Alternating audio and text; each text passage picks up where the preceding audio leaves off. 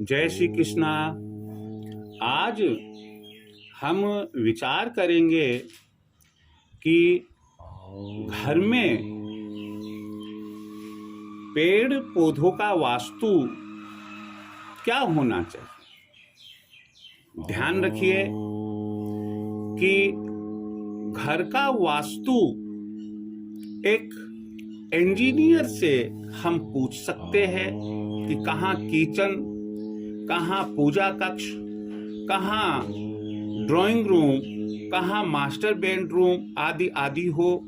लेकिन हमें साथ ही यह भी मालूम करना चाहिए, चाहे तो उसी इंजीनियर से या किसी अन्य विद्वान वास्तुविद से जानकारी लेनी चाहिए हमें कि यदि हम घर में कोई पेड़ पौधा लगाना चाहे और तो वह हमारी सुख शांति समृद्धि का कारण बने, सुख शांति समृद्धि को बढ़ाए, धन दौलत में कभी कोई कमी ना आने पाए, घर में क्लेश ना हो, घर में बीमारियां ना हो, घर में नकारात्मकता ना हो। इस प्रकार के हम पेड़ पौधे जो केवल और केवल शुभदायक हो, लाभदायक हो, फायदेमंद हो, इन्हें ही लगाना चाहेंगे। वो तो बहुत अच्छी बात है, लेकिन सामान्यतया हम हर किसी पौधे को जो हमें देखने में सुंदर लग रहा है अपने यहाँ लाकर घर में, घर की बाउंड्री में नहीं लगा सकते।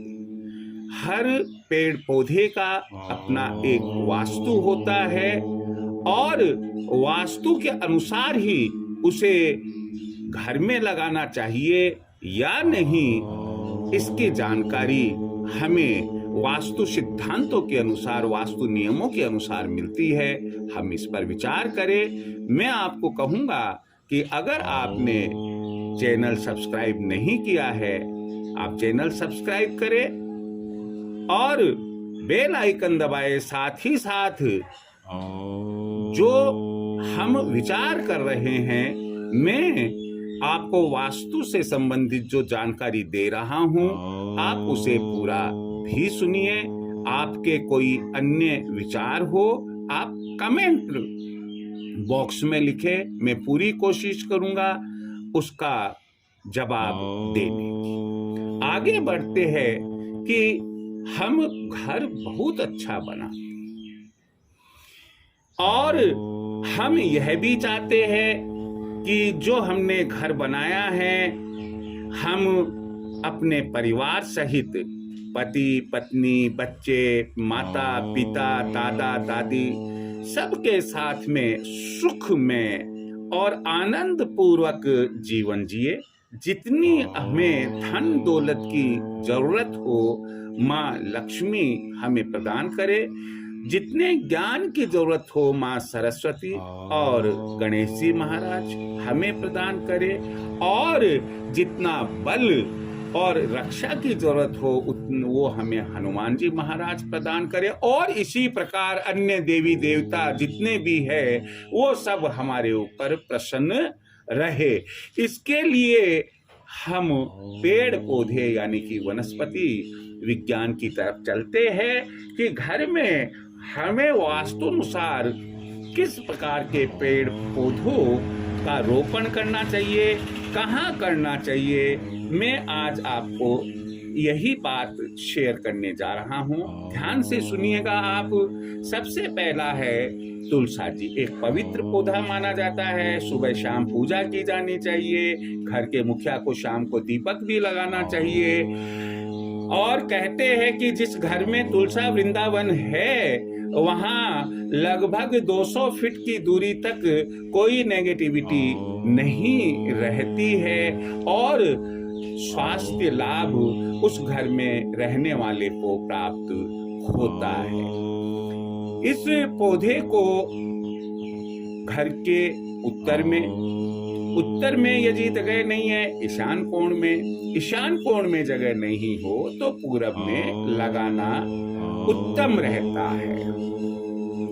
वैसे मैं आपको बता दूं कि अब जरूरी नहीं है कि सबके मकानों में मैं अब जो दिशाएं क्यों सब बार बार बताने की बजाय एक बार पहली बार में ही बता दूं मैं आपको। कोई जरूरी नहीं है कि सब के सब मकान जितने भी बने हुए हैं, जितने घर बने हुए हैं, उसमें नॉर्थ ईस्ट और ईशान कोण यानी नॉर्थ ईस्ट कोण जो है वह हमें खाली मिले और हम उसमें कोई पेड़ या पौधा लगा सके ना, ऐसा संभव नहीं है। हो सकता है कि आपको आग्नेय कोण मिले, हो सकता है वायव्य कोण मिले, हो सकता है दक्षिण दिशा मिले, हो सकता है आपको पश्चिम दिशा मिले। आप ईश्वर का नाम लेकर बढ़िया से बढ़िया जगह है आप अपने विद्वान जो पंडित जी है उनसे पूछकर, क्यों कि ये सोचकर कि उत्तर में या पूरब में तुलसा जी लगानी चाहिए और मेरे पास में उत्तर पूर्व या ईशान कोण है ही नहीं, अब मैं तो घर में तुलसा जी नहीं रखूं, तो ऐसा तो नहीं होना चाहिए। आप चाहे छत पर रखे चाहे बालकनी में रखे, लेकिन वो थोड़ा जगह जो है वो मुनासिब रहनी चाहिए। ये फर्स्ट प्रायोरिटी की जगह मैं आपको जितनी भी अब बतलाने जा रहा हूं वो फर्स्ट प्रायोरिटी वाली है।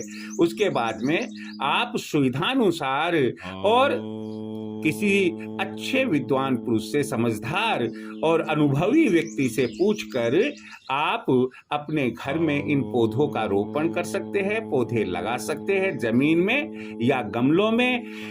घर की जो अगर सिंगल हाउस कॉटेज या मकान बना हुआ है तब तो हमें नीचे की ग्राउंड फ्लोर मिल जाती है। आजकल अपार्टमेंट्स भी है तो आपके पास में तो बालकनी या छत ही मिलेगी। तो आप जैसा मुनासिब समझे आप जरूर कीजिए। दूसरा जो शुभ पौधा होता है, पेड़ होता है, वो है आंवला।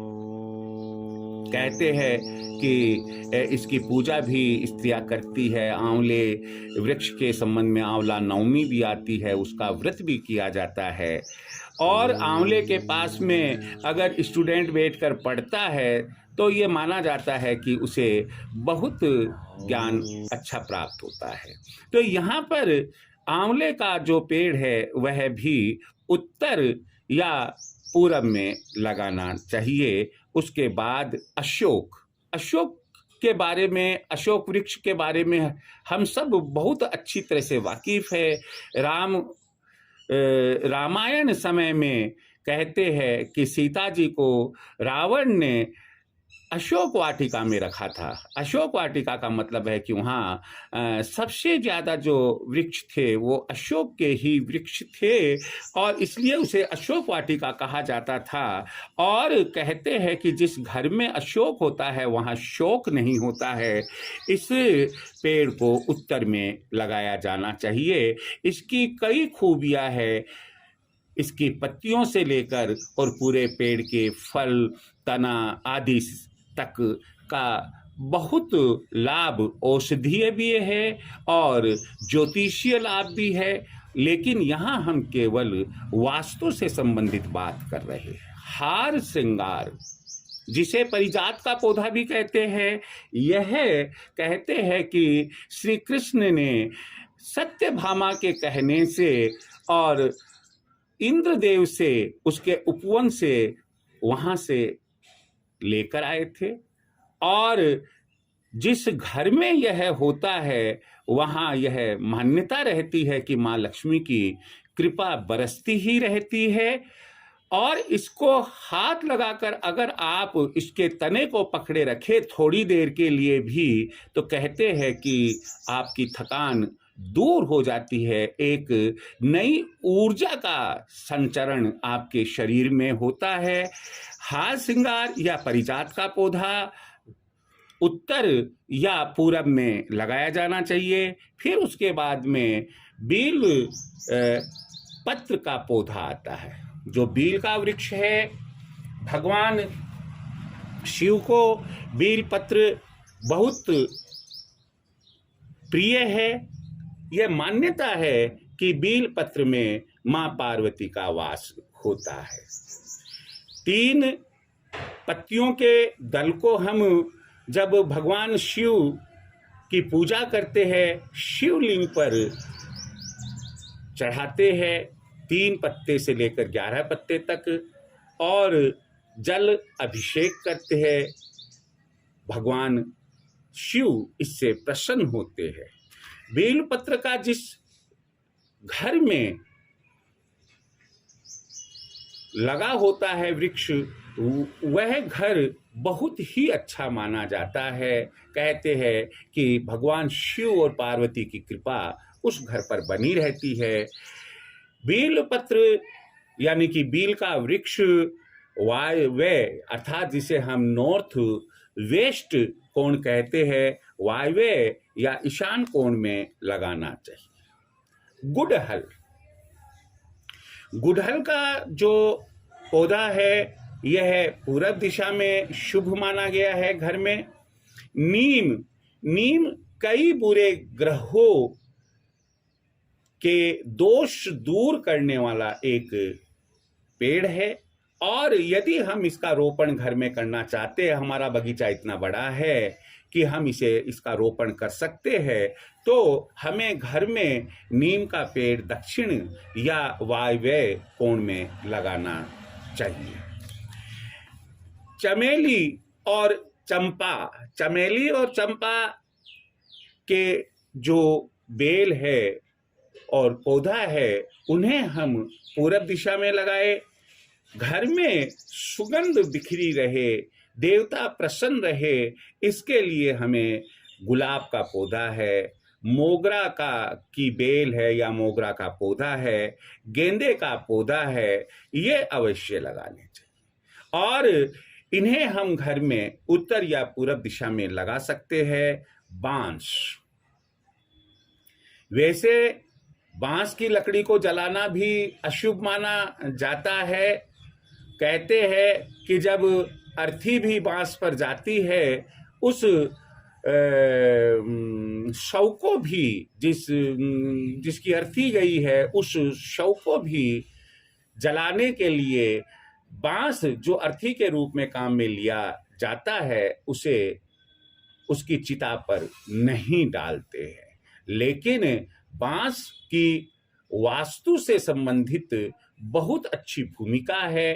कहते हैं कि यह बहुत प्रगतिशील होता है, और ना केवल घर में ही बल्कि कार्यालय में भी इसे लगाया जा सकता है। और आजकल हमें बाजार में कांच के बर्तन में बांस यानी बम्बू के पौधे लगे हुए भी मिलते हैं। हम बगीचे में ना लगाए चाहे, लेकिन हम उसको अपने घर में कांच में के बर्तन में रख सकते हैं। ऑफिस में अपनी टेबल पर उस कांच के बर्तन में लगा हुआ जो मिलता है बाजार में, वो रख सकते हैं। घर में यदि हम लगाते हैं तो उसे हम पूरब में लगा सकते हैं, या पूरब के साथ साथ दक्षिण में भी हम इसे लगा सकते हैं। आग्नेय कोण में हम इसे दक्षिण में लगाने की बजाय आग्नेय कोण ज्यादा प्रशस्त रहेगा। आप आग्नेय कोण में भी इसे लगा सकते हैं। तो इस तरह से मैंने आपको कुछ पौधों की जानकारी दी जिन्हें हम घर में लगा सकते हैं। तुलसा जी, आंवला, अशोक, हार श्रृंगार, बेलपत्र, गुड़हल, नीम, चमेली, चंपा, गुलाब, मोगरा, गेंदा और बांस। मुझे उम्मीद है कि अगर आप इस अनुसार जैसा कि मैंने आपको बताया है, इन पौधों को अपने घर में लगाएंगे, निश्चित रूप से सुख समृद्धि में, धन संपत्ति में आपके वृद्धि होगी और चारों ओर से खुशहाली आपके घर में रहेगी। जय श्री कृष्ण।